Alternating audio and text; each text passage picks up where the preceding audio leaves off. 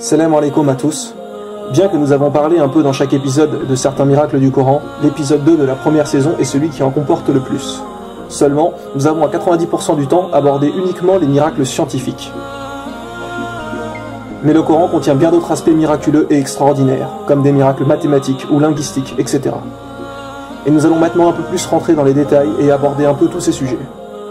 Malheureusement aujourd'hui, les gens passent de nombreuses heures à des choses bien souvent inutiles et laissent leur Coran sur l'armoire à la poussière sans se rendre compte du véritable trésor qu'est ce livre. Tous les films que nous regardons, les musiques que nous écoutons, sont les travaux d'humains.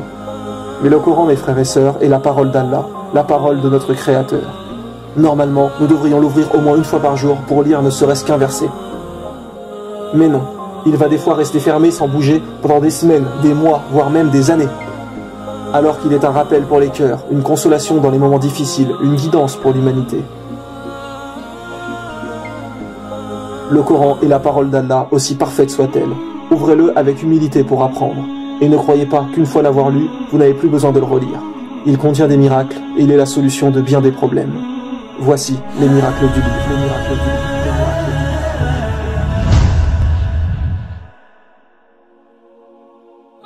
Beaucoup de gens doutent de l'existence d'Allah, et c'est l'intensité de votre foi qui vous gardera sur le chemin droit. Et le Coran est fait pour augmenter votre foi. Par exemple, jusqu'à il y a encore peu de temps, les gens pensaient que le soleil était fixe et que la terre tournait autour du soleil. Peut-être que même vous qui regardez cet épisode pensez encore cela. Mais en réalité, nous avons découvert récemment que le soleil n'était pas du tout fixe et qu'il se déplaçait dans l'univers d'une manière bien précise. Et on peut tout à fait dire aussi que le soleil tourne autour de la terre, comme on peut dire que la Terre tourne autour du Soleil. Cela dépend en fait du référentiel choisi, car dans l'espace, il n'y a pas de référentiel absolu. Et ce qui nous intéresse est que pendant longtemps, les gens pensaient que le Soleil était fixe. Seulement, dans le Coran, depuis 1400 ans, il est dit que le Soleil se déplace et vogue dans une orbite bien précise, comme la science le confirme aujourd'hui. Ce qu'il faut comprendre, c'est qu'avant que la science découvre cela et change son point de vue, les gens auraient pu croire que le Coran avait fait une erreur, puisque la science disait que le Soleil était fixe et non le Coran. Et c'est justement dans ces moments que c'est votre foi qui vous maintient debout ou vous fait chuter. Celui dont sa foi est faible aura abandonné l'islam, pensant que le Coran faisait une erreur. Alors qu'en réalité, la parole d'Allah est parfaite, et le Coran ne peut que dire la vérité, tandis que la science, elle, évolue et n'est jamais sûre. Mais c'est important de savoir que si un jour vous ne comprenez pas quelque chose en religion, ne remettez pas tout en cause. Il y a forcément une explication. C'est simplement que vous ne savez peut-être pas encore la réponse à vos questions. Mais ne remettez jamais l'islam en doute. Car le soleil se déplace bien dans l'univers. Il vous suffit simplement de regarder sur internet pour le confirmer.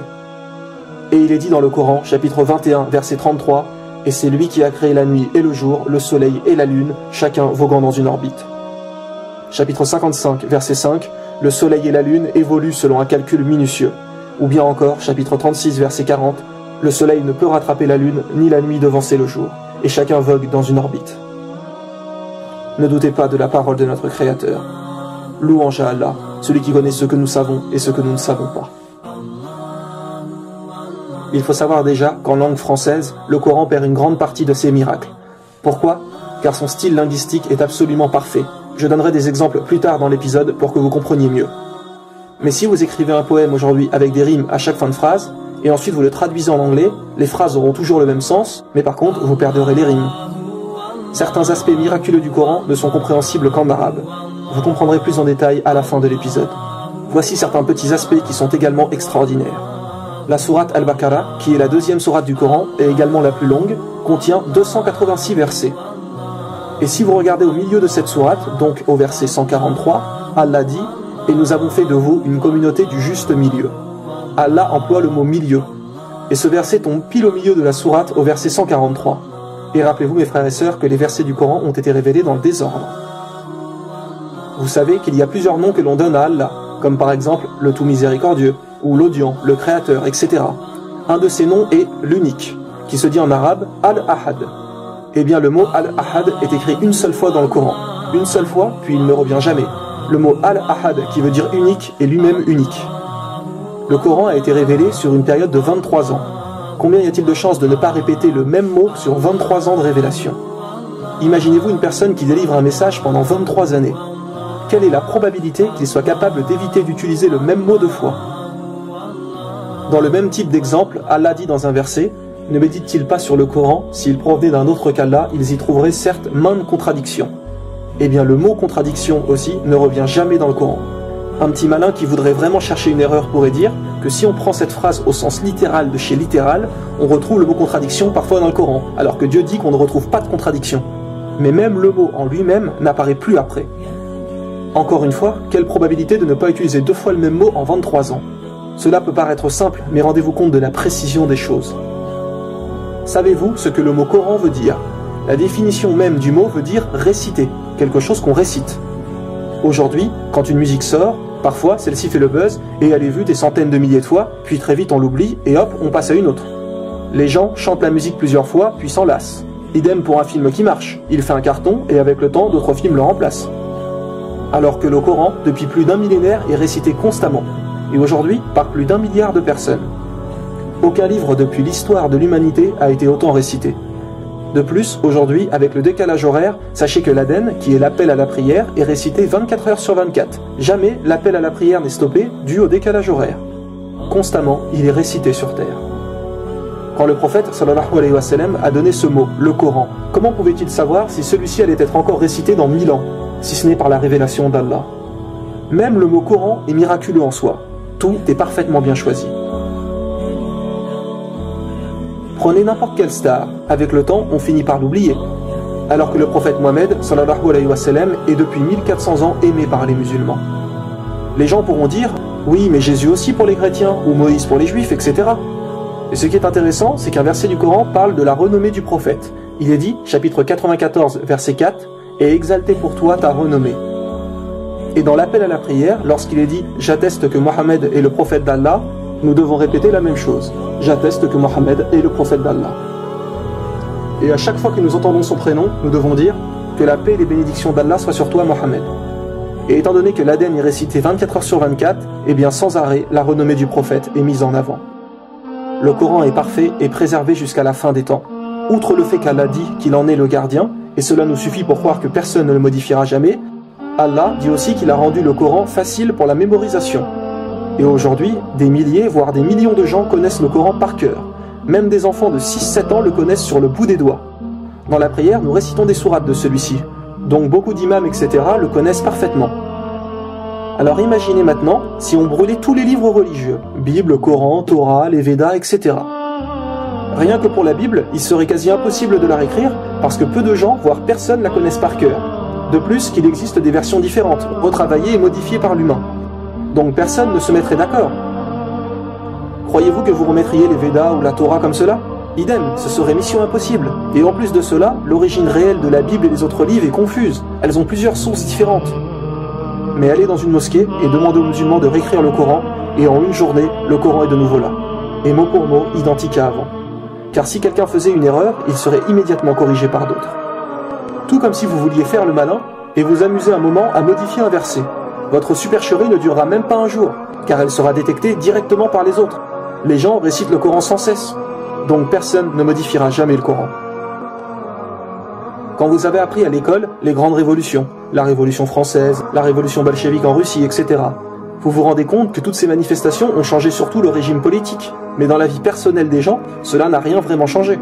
Alors que lorsque l'islam est arrivé, les gens n'ont pas seulement changé le régime politique qui était à l'époque, mais toute leur vie. Leur manière de s'habiller, leur langage, le comportement avec les gens, ce qu'ils mangeaient, l'hygiène, etc.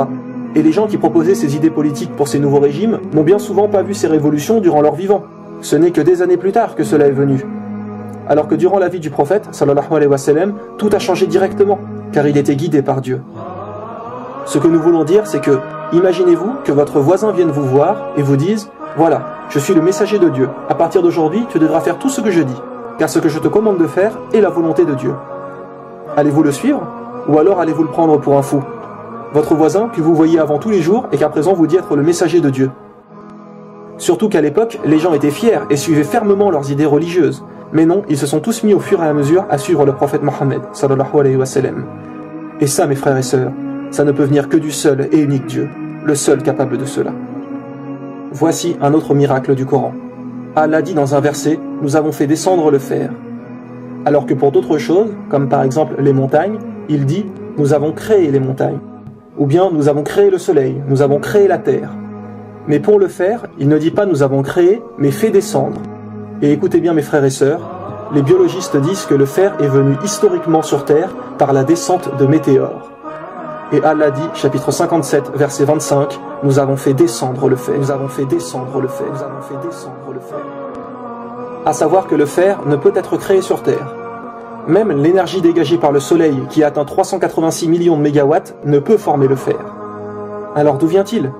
Après des études approfondies, il s'est approuvé aux savants que cette matière, le fer, ne peut être formée que dans les immenses étoiles dépassant notre soleil plusieurs fois, et dans une étape particulière de la vie de ces immenses étoiles appelée la supernova. Au moment de l'explosion de ces dernières, la matière s'accumule fortement. Cette fusion nucléaire continue et forme par la suite le fer. Et la Terre contient environ 35,9% de fer de sa masse. Allah nous a préparé la Terre par le fait de descendre sur elle une grande quantité de fer. Actuellement, les planètes du système solaire sont des planètes gazeuses inadaptées à la vie. Pour cela, le fait de descendre cette quantité de fer porte une sagesse divine, grâce à qui notre planète est habitable. Nul ne savait cette vérité du fer avant l'exploration de l'espace. Qui, il y a 1400 ans, pouvait connaître cela et savoir que le fer venait du ciel? La parole humaine n'est pas nécessairement calculée au mot près. Le speech humain ne fait pas attention à utiliser le mot le plus parfait possible. Mais Allah, si. Le Coran est incroyablement précis dans son langage. Comme il avait été dit au début de l'épisode, certains miracles sont compréhensibles qu'en arabe. Je vais vous donner un exemple et vous allez vous rendre compte à quel point le Coran est extraordinairement miraculeux. Suivez bien mes frères et sœurs. Il y a deux manières dans le Coran d'appeler une femme, en parlant là de la femme de quelqu'un, d'une épouse. Soit elle est appelée Imraha ou Zawuj. Les deux sont utilisés. Les gens pourraient penser que cela n'a pas d'importance quel mot est utilisé, mais ça serait bien dévaloriser le Coran, car le Coran est la parole d'Allah, et sa parole est parfaite. Chaque mot est utilisé toujours à juste raison. Je vous explique, suivez bien. Par exemple, il est dit à un moment Imraha Atanu, qui veut dire la femme de Noé, ou bien Imraha Atanouf, la femme de Lot. Et il y a d'autres exemples comme cela. Ici, les mots utilisés pour désigner une femme sont toujours Imraha, et non Zawuj. La femme de Noé était-elle une bonne ou une mauvaise personne? Mauvaise, une assez mauvaise personne. La femme de Lot, idem, mauvaise personne. À un autre moment dans le Coran, il est dit Wa Imraha Ati, en parlant de la femme de Zacharie. À ce verset, il est dit qu'Allah lui envoie des anges pour lui annoncer la venue d'un fils. La femme de Zacharie était-elle une bonne ou une mauvaise personne? Une excellente personne. Donc, le mot Imraha est utilisé pour désigner des femmes bonnes ou mauvaises. Il est dit aussi Imraha Ata Firaun, la femme de Pharaon, une des meilleures femmes qui soit. Ce que vous devez comprendre, c'est que l'autre mot Zawuj, qui vient en réalité du mot Zawaj, qui littéralement veut dire appareiller, une paire. Et quel est le but d'une paire? Une paire est composée de deux parties qui ensemble forment quelque chose de complet.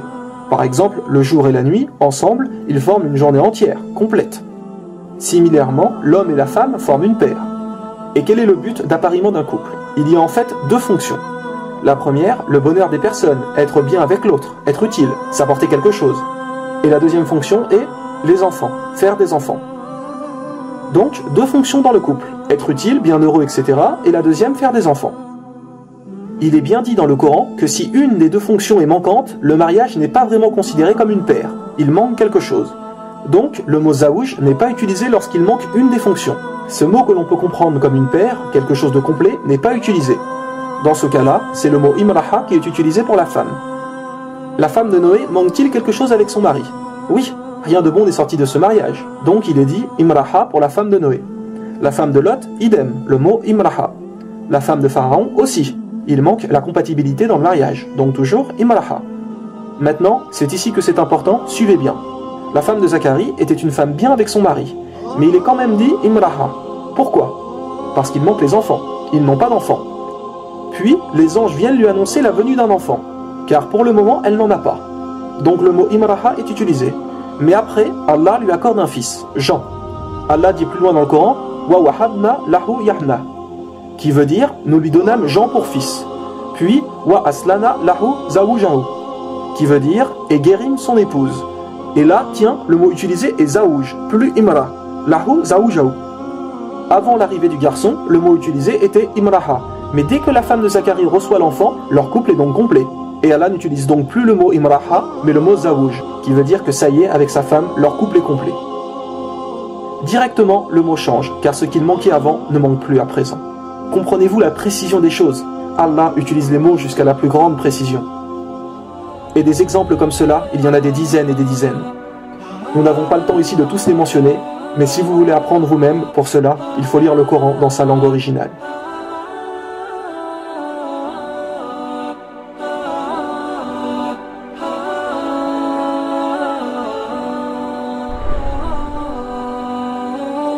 Car une fois traduit, nous gardons le sens, mais perdons bien des miracles. Et quand nous lisons en tant qu'être humain, nous ne nous rendons pas compte de ces détails miraculeux. On se dit, quelle différence entre ces deux mots? Mais quand Allah parle, tout est le plus parfait possible. Tout est le plus parfait possible. Les prophètes étaient à chaque fois pour une communauté précise, sauf Mohammed, sallallahu alayhi wa sallam, qui est pour tout le monde jusqu'à la fin, puisqu'il est le dernier. Donc avant, les miracles des prophètes, par l'intercession d'Allah, étaient provisoires. Ils étaient visibles sur le moment par leur communauté. Par exemple, Moïse, lorsqu'il a ouvert la mer, à ce moment, les gens ont vu ce miracle de leurs propres yeux. Mais les athées aujourd'hui peuvent dire, qu'est-ce qui nous prouve que c'est vrai? Ou bien le prophète Noé, lorsqu'Allah a tout recouvert d'eau et les a sauvés dans l'arche. Mais pour Mohammed, sallallahu alayhi wa sallam, le prophète doit avoir un miracle qui perdure, qui reste dans le temps, puisqu'il est pour l'humanité jusqu'à la fin du monde. Donc Allah lui a donné le Coran avec des centaines de miracles, de manière à ce que chaque personne puisse se rendre compte soi-même que celui-ci est miraculeux et provient d'Allah. Et également que le Coran reste inchangé jusqu'à la fin. En vérité, c'est nous qui avons fait descendre le Coran, et c'est nous qui en sommes gardiens, et c'est nous qui en sommes gardiens, et c'est nous qui en sommes gardiens.